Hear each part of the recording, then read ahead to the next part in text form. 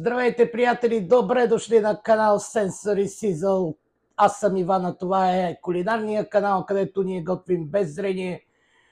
Днес е ден втори от нашето приготвяне на закваската за тесто, което започнахме вчера.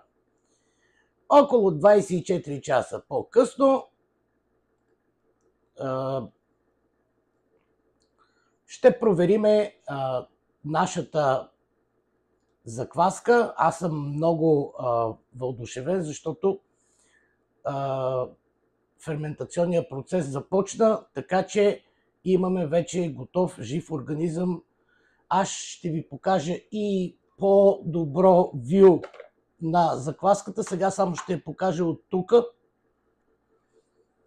Ще я помириша. Абсолютно започнал е ферментационния процес.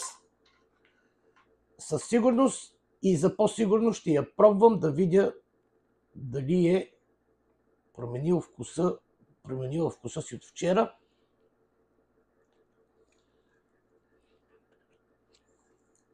Абсолютно започнало е да накиселява леко, така че със сигурност аз не виждам, не мога да ви кажа дали има мехурчета, обаче вие ще кажете със сигурност, аз ще ви покажа по-отблизо, ще видите, че има мехурчета и е започнал ферментационния процес.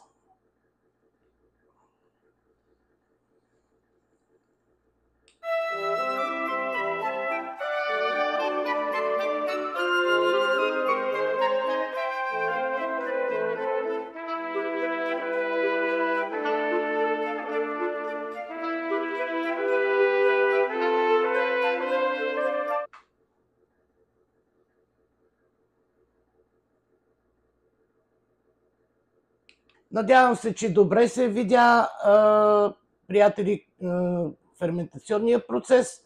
Опитах се да ви я покажа отблизо, надявам се, че се е видяло добре.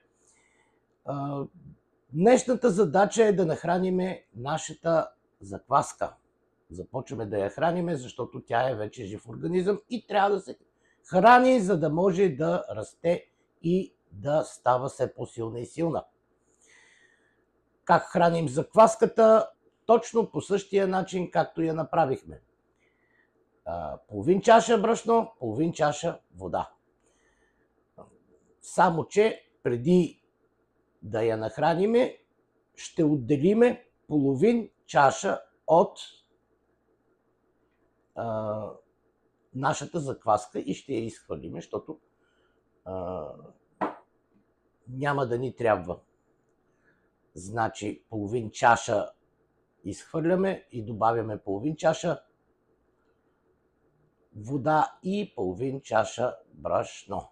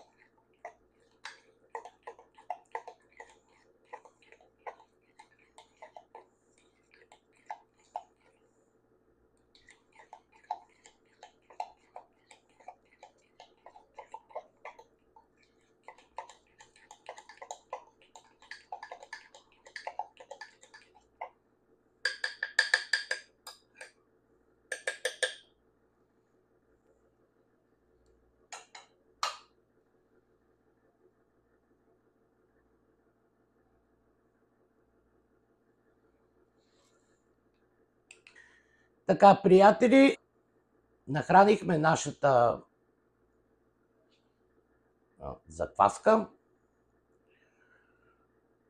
и ще я оставиме за 24 часа при същите условия с затворен капак, но с възможност за вентилация на въздуха.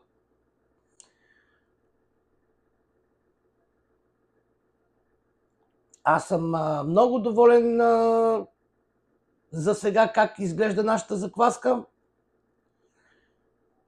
Ще я храним един път на 24 часа. Ако не сте се абонирали за канала ми, съветвам ви, приятели, да го направите. Така помагате не само на мене, но помагате и на себе си да видите и понаучите нещо ново, да опитате нещо ново. Споделяйте моите видеа, харесвайте ги, коментирайте, ако имате въпроси. Аз ще ви видя за третия ден на нашата закваска за тесто. Това ще стане утре, след 24 часа.